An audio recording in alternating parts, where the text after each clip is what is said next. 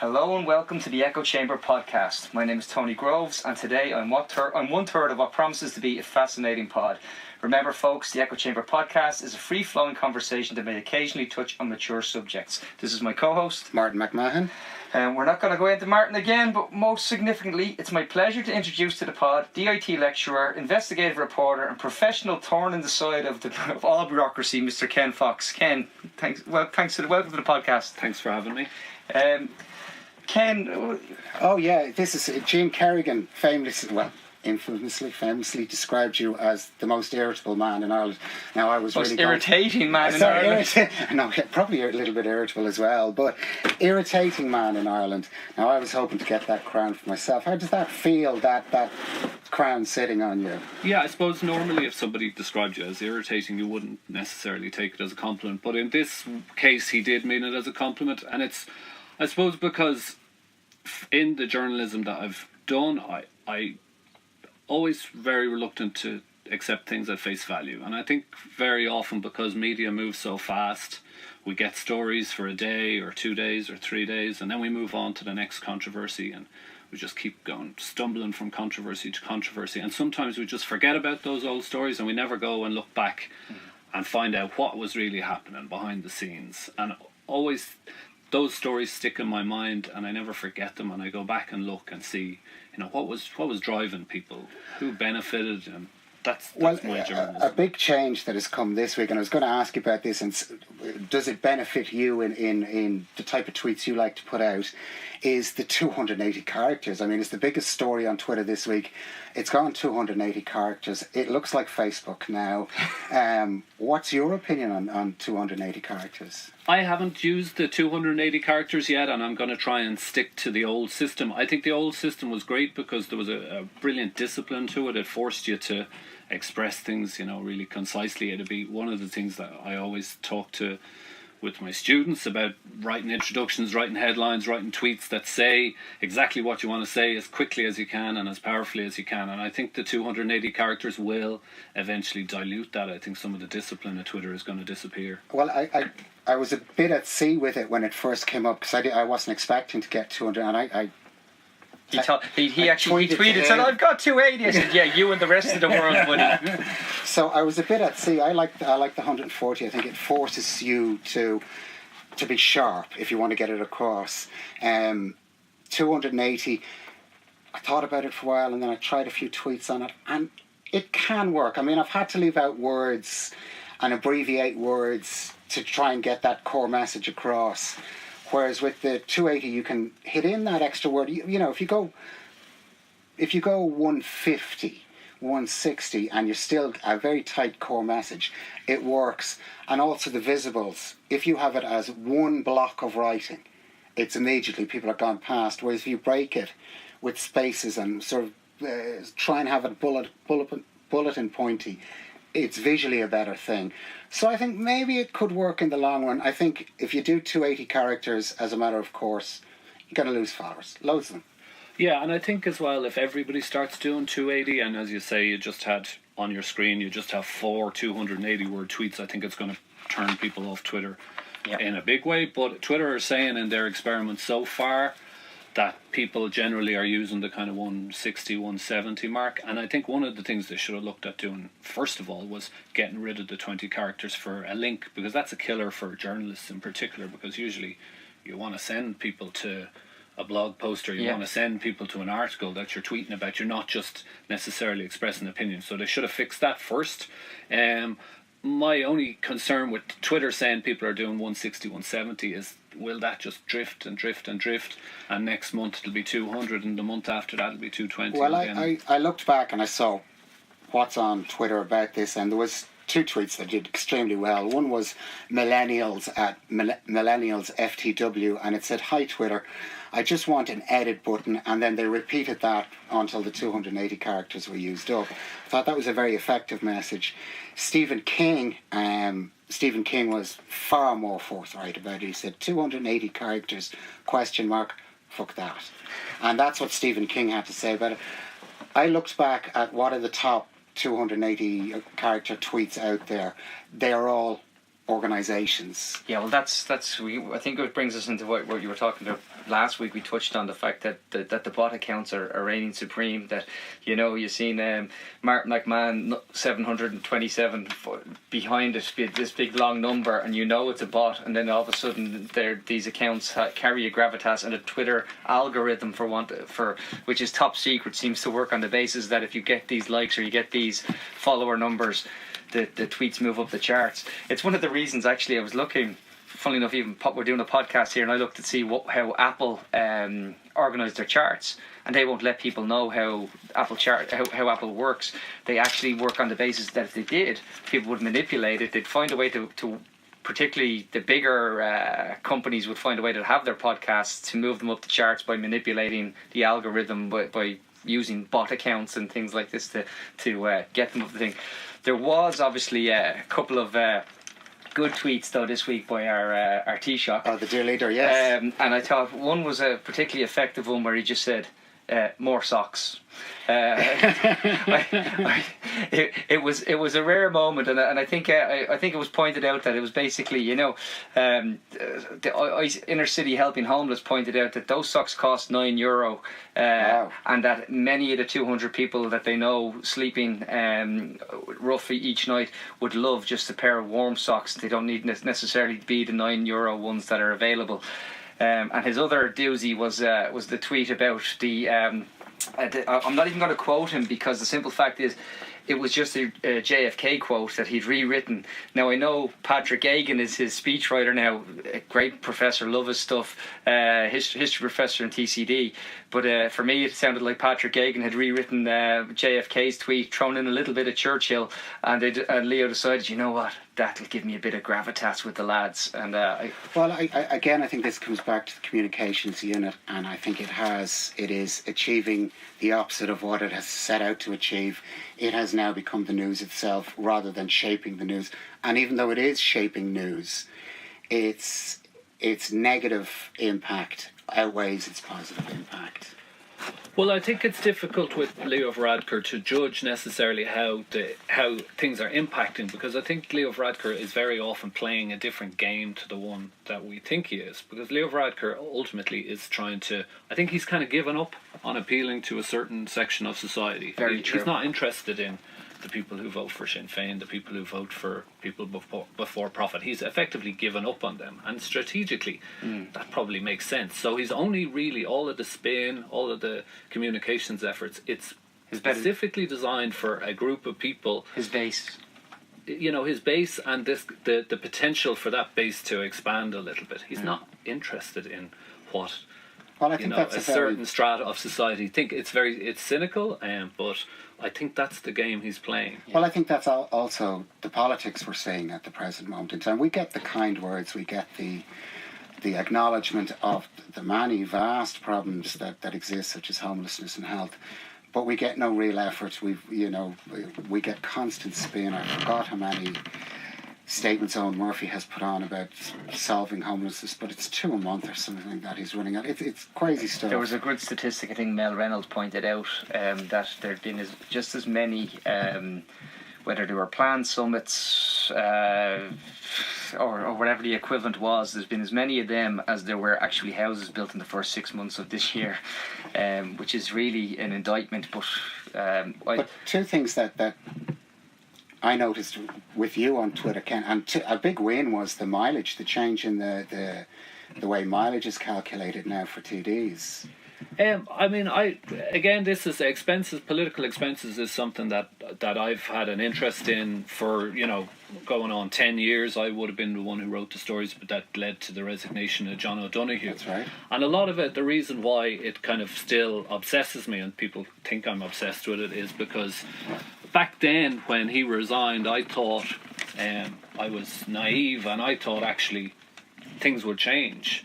And things did change, but actually what happened was they made the system even more opaque. They kind of tried to take it outside of the gaze of freedom of information. Yeah. They tried to make it so that it was a classic case of kind of the state system at work protecting itself. Was this, this is your pin tweet for since year dot, more or less, the 15 seconds it took to... Yeah, because originally when all the changes post O'Donoghue came along, the Oireachtas, some smart person in there, or a couple of smart people in there, they sat down, and it was the time of our expenses crisis and also the expenses crisis in Westminster, and they clearly said to themselves, well, what catches people out is when you have to submit receipts and invoices. So what we're going to do is we're going to introduce a system of allowances, and that means nobody will ever have to put in receipts and invoices. But as part of that, they couldn't just do that, so they introduced this thing where they would get an outside accountancy firm to come and audit the expenses. But because it was an outside firm, they decided that those records, the TD would give them to Mazars, the accountancy firm, and that they would never become subject to FOI because the Oireachtas never held them. Okay. But anyway, they were completely wrong about that, and I successfully fought that argument. So then they changed the law. Yes. And then they basically said, okay, so that we do hold those records. They are our records, even though we never see them, but it's done on the basis of a contract that we've put in place. So they said, okay, we need to change the law now, and they decided that they were going to call these private papers, which was a designation that had been brought in by Brendan Howland to protect TDs and senators when they were contacted by whistleblowers. I mean, it was one of the most cynical strokes I think I've ever the most cynical stroke I've ever seen. Is there any sign that they will reverse this position? No, absolutely not. They decided from day one that under this new system, these receipts and invoices were not going to go into the public domain, and no matter what happens, they're sticking with that. And this is 100 million of.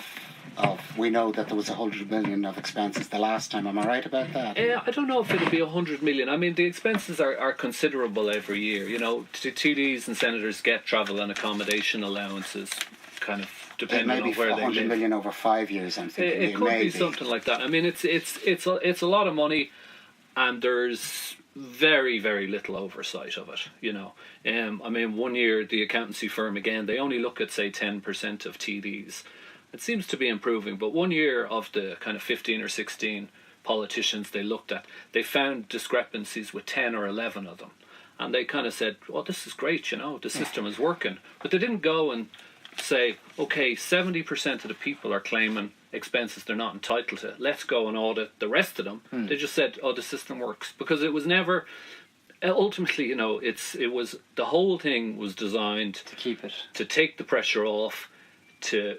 throw John O'Donoghue to the wolves, to create a system that wouldn't cause another scandal, and then to just move on. And do you believe that that's against the spirit of freedom of information? Well, absolutely. It's against the spirit of freedom of information, and it's also against, I think more importantly, against the spirit of the very important whistleblower law that Brendan Howland brought in, because that all went back to a time when he had been contacted by Garda whistleblowers to do with what was the Morris Tribunal, Garda corruption in Donegal and so on.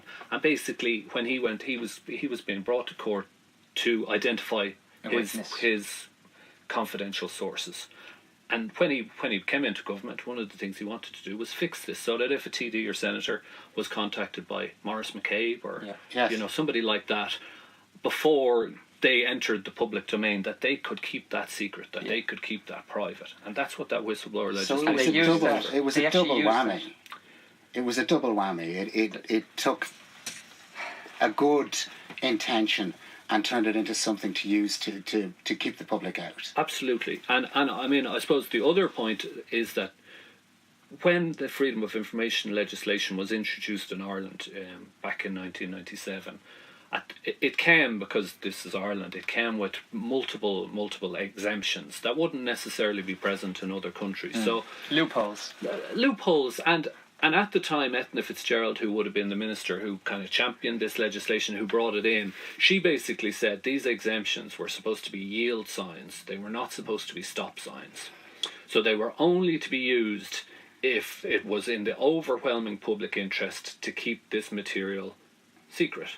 Okay. But what's actually happened is, over the past 20 years of FOI law, is these exemptions are basically the roadblocks that the government used to keep information private that should be public, like politicians' expenses. Can I ask a question? Because I know recently there was a big controversy, and I know you were at the vanguard of it, where the video service was removed in the Oireachtas.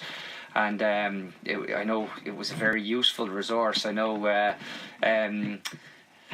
think there's accounts like your account, which is obviously a brilliant resource for people like me who are nerds for these things. The Newsworthy site, the Bank of Ireland is another good one. Who likes the great one to follow. Gav Riley was up in arms, but I think you brought Gavin to the party actually with by bringing it to a lot of people's attention.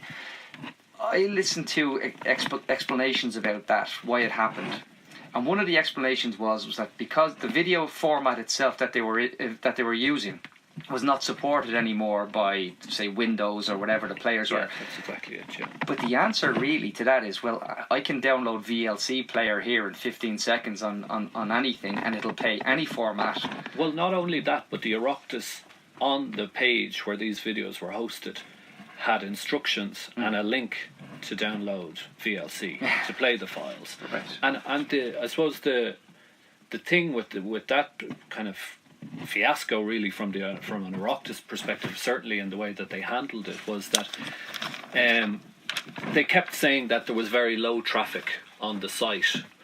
So journalists were routinely using this, and people like Gavin Riley, people like Philip Boucher-Hayes, were going online. They were getting extracts of clips. I would have used it on Twitter and so on.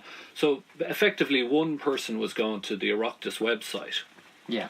But if that's then broadcast on RTE, there could be 300,000 people listening to it. So they're saying there's low traffic on the website, yeah. But the number of people who are actually listening to it could be enormous. And, people who Gavin are Riley, for the Newsworthy, these guys who take these clips, which are just, let's face it, they're gold, because you have in one breath, say, the PSC scandal where the government were defending it, and they were able to pull the clip where Leo stood up and said, "I've concerns" a few years ago about this national ID card creeping in, and contradicting himself now, and it was so coincidental that embarrassing moment had happened, and then I think it was 36 hours later the videos were pulled. Well, I think it's even more than coincidental. I think they're trying to train everybody to have goldfish memories so that stuff from the past never comes back to bite them again. I also think the advent of the communications unit may have precipitated the removal of those videos. They were being used against the government, and then they were taken away. Yeah, well, I don't have anything to back that up. I've seen FOI documents on it. Because again, anytime something like that happens, the first thing I always do is I want to see, what actually happened here, and I think my inclination would be that it was more cock-up than conspiracy, based on the FOI documents that I've seen so far. Okay. That it was Martin's a conspiracy theorist. yeah, no, and I mean the thing with conspiracy theorists is the government gives people reason to believe that there's conspiracy. So because people see cynical strokes being pulled in one area, they assume that everything is done for cynical reasons, and I mean that's only a natural thing. Well, that you had that example of cynical in the release of information about Regina O'Doherty's expenses. That was, and I mean basically, it was her salary top up. I think you were basically blacklisted by the Department of Public Expenditure. Said, don't answer this man or fob this man off. Yeah, absolutely. Yeah, I mean, again, that was something that. It never sat right with me that after the last government was formed, it was known that only a couple of people could get this top up, and after the government was formed, 3 of them got the top up instead of the 2 that were allowed.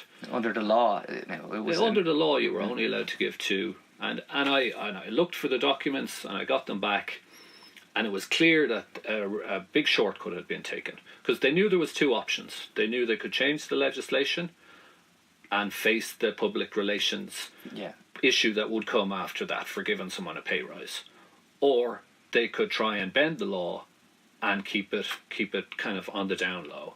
And ultimately, strategically, again, and we're paying enormous money for these people, these communications experts, ultimately the controversy ended up running on for 6 months. And what they should have done was, if they wanted to give Regina Doherty that money, which she was in some senses entitled to, if the other two were entitled to it, she was entitled to it. If they wanted to pay her the money, they should have changed the law. And is this where stupid becomes conspiracy? That's where stupid becomes... No, I think that's just convenience. You have these people advising them that this is what we should do. Nobody's ever going to find out about this. Yeah. We're going to be able to keep this. Nobody's ever going to query it. And I queried it, and nothing happened. And it wasn't really until Brendan Howlin queried it in the Oireachtas that something happened. And I would say again, the people always say to me, ministers, government, TDs, they must hate you, and that's fine. And I don't think anyone should ever do journalism to be popular, but it's always journalists should always remember that if the minister doesn't like you, that means there's a group of people in the department that do like you. Yeah. Well, and there's a group of people in the department that I would suggest in every department who want to see the right thing done. And there's a reason Brendan Howlin ends up asking questions about this in the Oireachtas, having previously been minister there. Those things aren't coincidental. You cannot keep secrets, nor should you try to do it. You should be upfront. You should do what needs to be done. If Regina Doherty needs this pay rise, you believe in that, give her pay rise. Don't try and bend and break the law to try and do it. More importantly, don't kick for touch then when you've actually been discovered. I mean, it's people will, as you say, people will start to see conspiracy if you drag something out. They'll and they'll be even more annoyed, because what we're looking at here is, there's an old saying where they say, good news we love, bad news we can deal with, but no news is the worst news of all. And if you leave that gap into that space, rushes conspiracy, rushes cynicism, and rushes an actual disquiet with how this government operates. And it's not just this government, but you understand my point. Yeah. And that's where we are, I think. Well, I think cynicism is answered with cynicism. I think that's what you get. Has this moved on? Have you received any explanation as to why this was the case, or is it just, that's it, dead in the water? In terms of, Regina Doherty had to pay back the money. I'm not sure if she's paid it back. I'm sure she will at some stage. That'll be another thing that, again, I will look into, because I never like to leave those things just alone. I think, they should be followed through to their logical conclusion. It's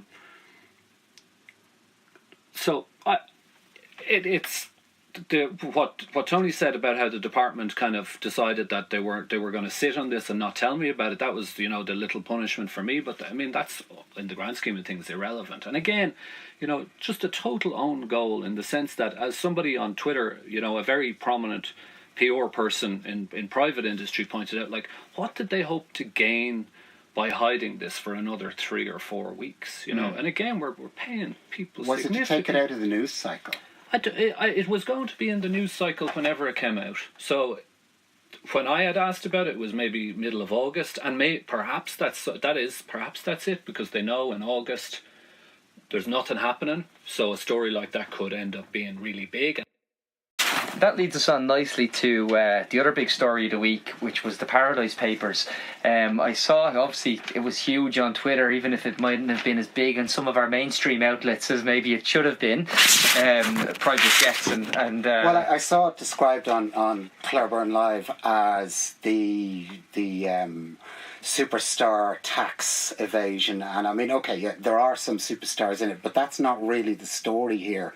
The story is that this is tax evasion by a 0.1% very wealthy elite. That's not true at all, though, either, Martin, because it's actually, I think Eleanor Dignam on Twitter described it as industrial scale tax dodging, which demonstrating why trickle-down economic theory is a lie. The opposite is happening. The poor are being bled. I've called this a rent-seeking economy for a long time now, whereby people who have money are using that influence to just actually mine down without creating any new wealth, which is the definition of rent-seeking.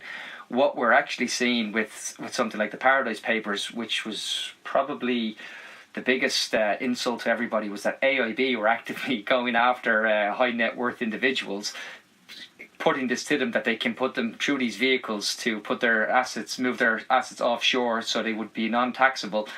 And AIB was bailed out by the taxpayers, so they were actually they were taking it on their own remit to take money from the taxpayers who were already paying for them to keep the lights on and the doors open. That was the most offensive thing. Well, I watched the Panorama programme on it, Ken, and FOI actually made up a big part of that programme where they went and looked for the information about the jets and the VAT back on the jets.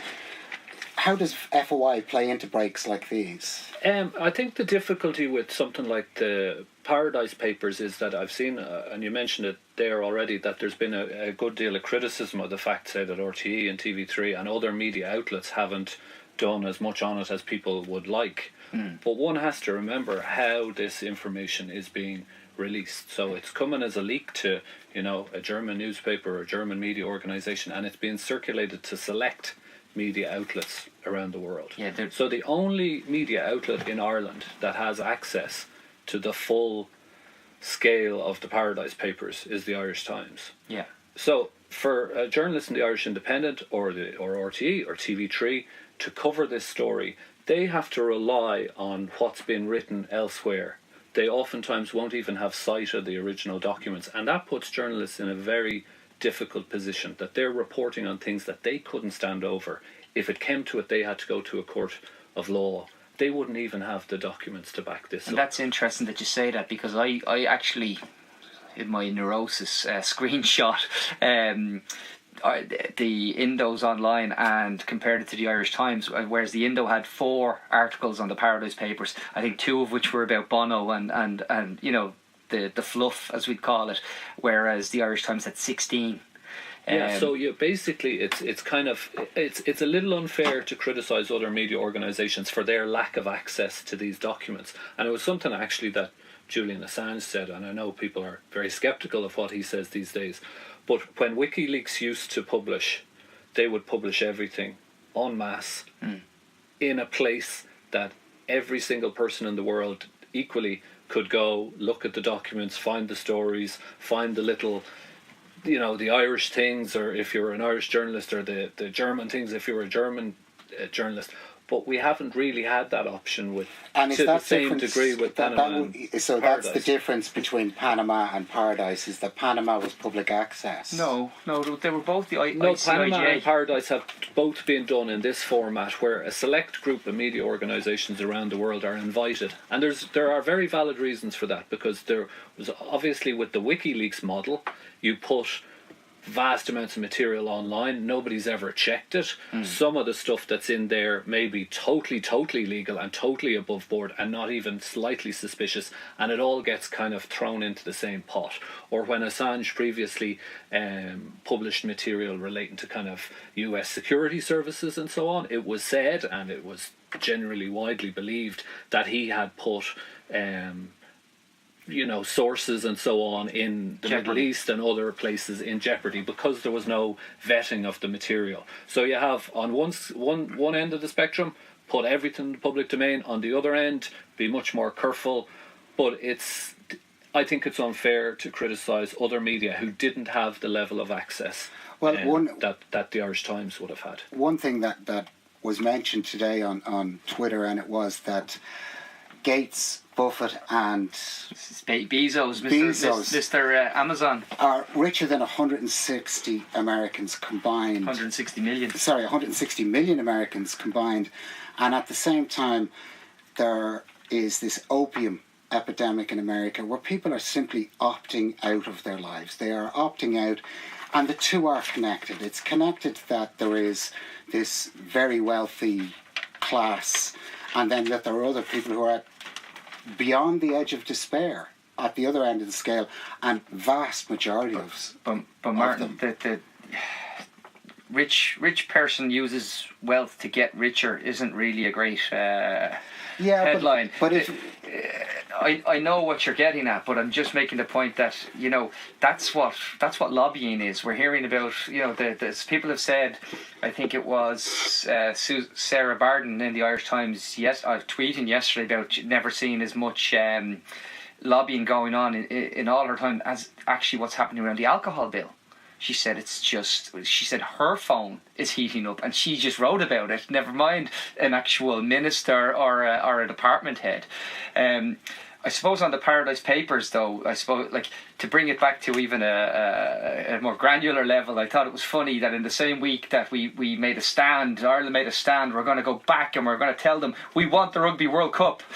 You know, because that's the battle we want to die on, not fighting back the odious debt that was put upon us for the banks. We're going to stand up and fight about the Rugby World Cup.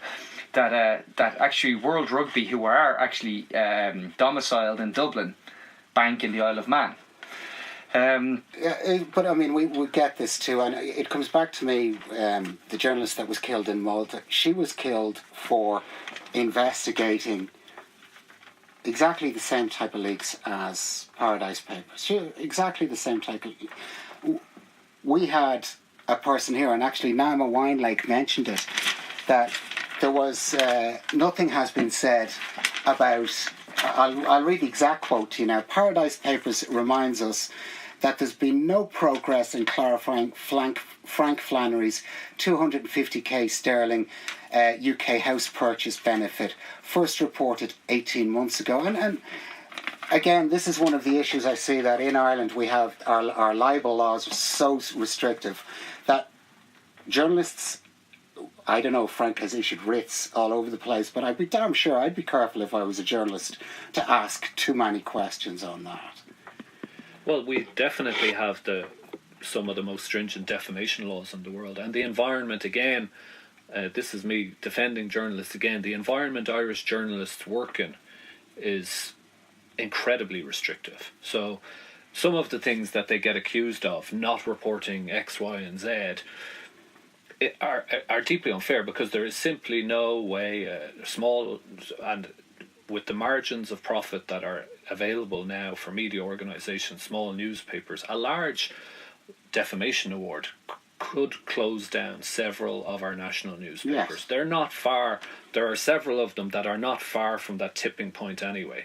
And even if we take a defamation award of, say, €200,000 or something like that, that is not quite the tip of the iceberg, but it is not the full bill. You know, you're talking about €500,000 legal charges, and for newspapers that circulation is dropping 6-7% a year, advertising dropping by the same rate, margins are getting smaller. All of a sudden, that 500,000 award that they could, you know, take back in 2006, back in 2007 when things were good, that's the thing that moves them from profitability to losing money in the same year. Would you like to see a change in our defamation laws? Oh, absolutely. I mean, the size of the defamation awards is ridiculous. But again, I never got the sense that there was a great appetite in government to change the defamation laws. It's never on the agenda. It's never. They will talk about bringing in laws to curtail social media or to oust. These days, anything that's dissident is trawl. So they will bring in laws or talk about bringing in laws to control this. But the laws that actually give you some genuine information, some genuine freedom, what holds us back here are the defamation laws. And it stops people, A, investigating, and B, reporting. And that sort of brings us on to but I think also it should be said that the defamation laws protect people with money, people who can afford the court process. The defamation laws aren't much use when you're poor and you don't have access to the best lawyers. They're particularly useful when you have access to the best lawyers and you can take cases that you know aren't going to go anywhere, but you just keep them ticking along for 5 or 6 or 7 years. And naturally, any solicitor in a newspaper, if, say, I write an article about Tony Groves in the morning, and Tony Groves issues us with says we've defamed him, and I go to the solicitor 6 months later, and the legal bills are clocking up the whole time, and I say I want to do another story about Tony Groves, and naturally that solicitor, that editor, are inclined to go, well, we're just going to get another letter, and we might just leave it because we can't afford to lose that money. Because if we lose a big defamation case, we're out of business. And if you have deeper pockets, you can just let it go on indefinitely, and to the point where no one can really bring it on. That brings us to what I like to call the three amigos, or Larry, Moe and Curly, who are putting up that they were going to head off to North Korea and solve this crisis, this non-crisis crisis that's between two egos, one in the United States, one in North Korea, and nobody wants to see where this is going to go eventually. Nobody wants America fighting with North Korea. Their history is too bad. There's too much ill feeling. But for our three guys to stand forward, I mean, it's not like we didn't have pressing issues this week anyway. Well, Shane Ross it won't involve himself in the bus strike, but maybe he will drive the bus to who's bringing the bus to Korea. You know? I mean, it would be some road trip. Can you imagine that road trip to Korea? It'll look like the Hangover Part 4. I can imagine. Who gets the tattoo? Well, it has to be John Halligan who come have the face tattoo, and someone else got punched by Mike Tyson. Well, I think as a runner, as a story, it's great for filling inches and columns. It got some great mileage on Twitter, and not in a good way. It was seen as sort of ridiculous thing to do. Do you think we should send a delegation to North Korea? Well, that delegation to North Korea, Ken. I only really have one word to say about that, and that's no. I think that's a good point to move it on, because... Oh, well, I just want to say, I think that there's a little bit of a win in this, and I do think there's a little bit of a win in this. I think eventually Shane Ross will be able to get a photograph of the new North Korean embassy in Stepaside. And I think that pretty much guarantees re-election next time around. I don't know if Kim Jong-un coming to North Korea is going to actually benefit us at all. You know, I think if we're going to move things on, Martin, you want to touch on some boilers that you see coming? Yeah, boilers are stories that we see ticking over here on Twitter that aren't huge in the mainstream yet, or that are just beginning to prosper in the mainstream. I come back to this, I won't labour the point. Philip Boucher-Hayes, bogus self-employment, RTE drive time, catch it on the pods, know where you're at. It ties into what we were talking about with journalists being afraid to fully express their views. They can't when there's somebody standing over their shoulder saying, look, you'll lose your job, or you'll lose your position, or we won't print you if you write that.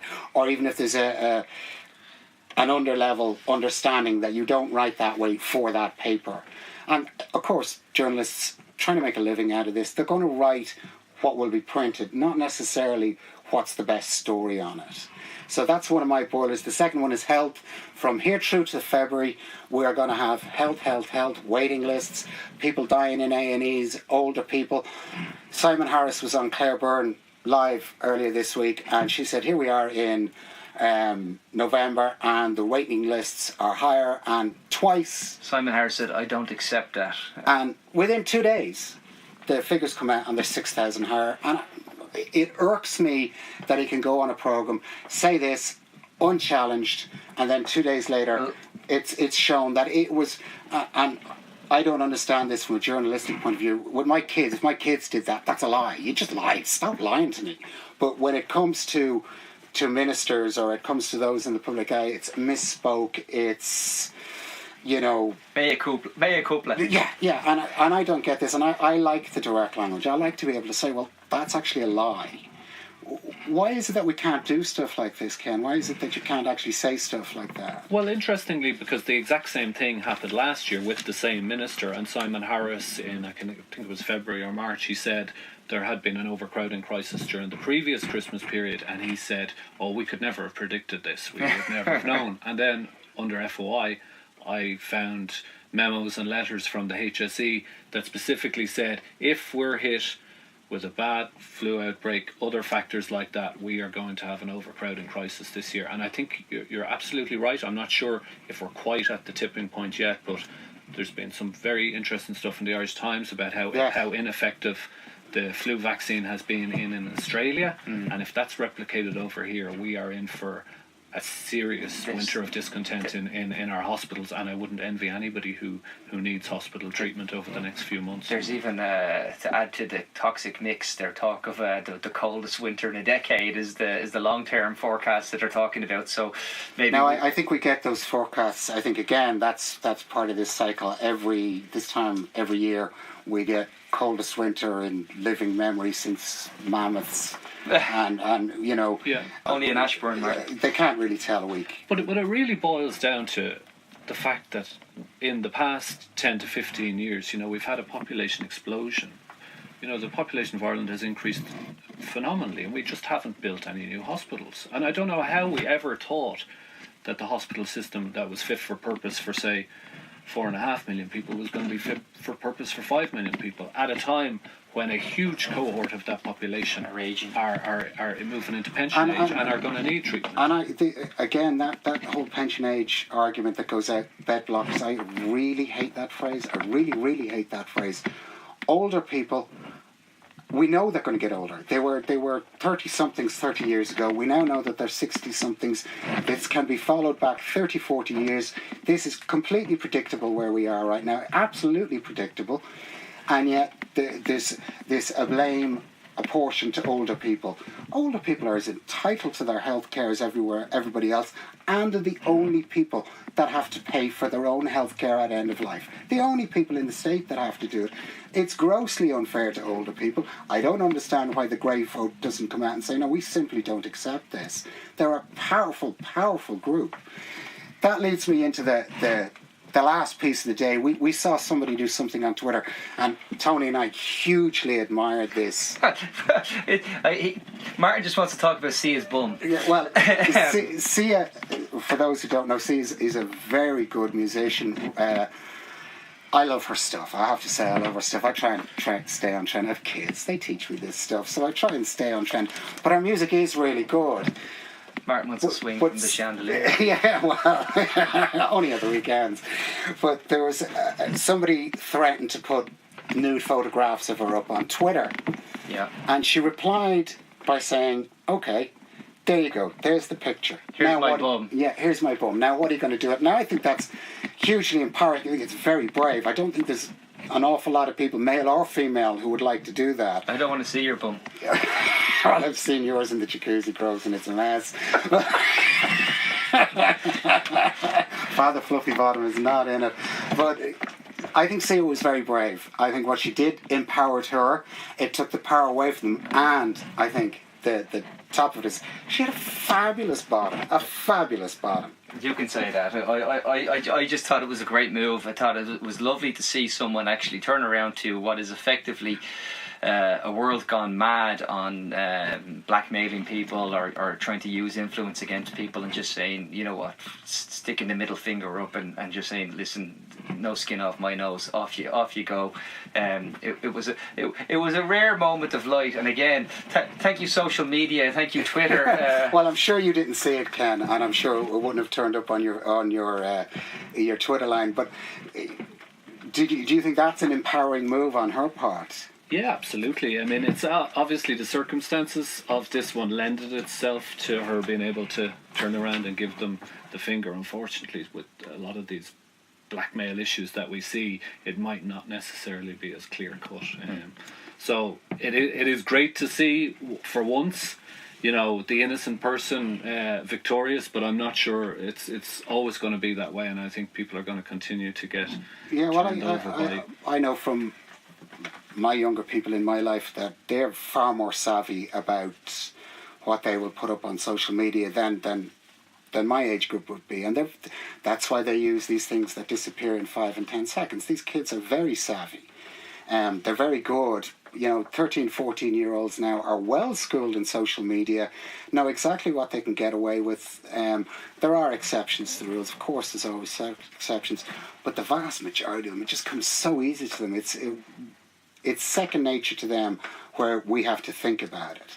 Yeah, and sometimes I think that's the case, but other times I wonder it's because it's second nature to them, because they never have thought about it. I think sometimes the awareness of privacy issues is not as good as it might have been, because it's always surrounded younger people. So I'd see this with some of my students, where their awareness of just how extensive their electronic footprint is not, it does not kind of tally with the reality of it. I don't think they always understand that they literally their phone is tracking their movements 24 hours a day, that their life could be literally rebuilt over the course of 3 or 4 years using the technology.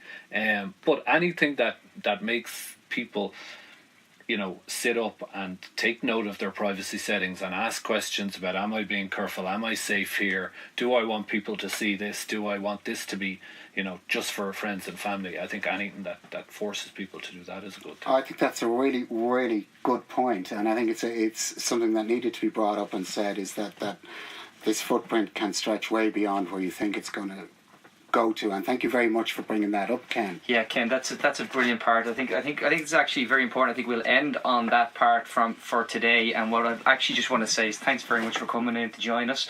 I really appreciate you coming. We are now on iTunes. That's right. We're up on iTunes. We're Tony's learning the process, and as he learns it, we'll use it. We're up there, so please leave us a review. Please, we were talking about the iTunes algorithm earlier. I think it needs reviews, and I think it needs people to actually hit that subscribe button. So, lads, we're actually depending on you folks. Again, you can send us feedback to theechochamberpod@gmail.com, or you can just follow us on Twitter @theechochamberspod. And Martin, you want to say something? Yeah, there's Pod Awards coming out, Pod Awards 2017. We'll throw up some links on the timeline on Twitter @EchoChambersPod. Please vote for us. We're new on the block. What we're looking for is different voices, not the same stable of voices. It was great to have Ken on and Izzy last week and Erica the week before, and this is something we want to keep doing. So please like and vote for us on the podcast. Thanks very much, guys. Thanks, Ken. Thanks very much. And thank you, Tony.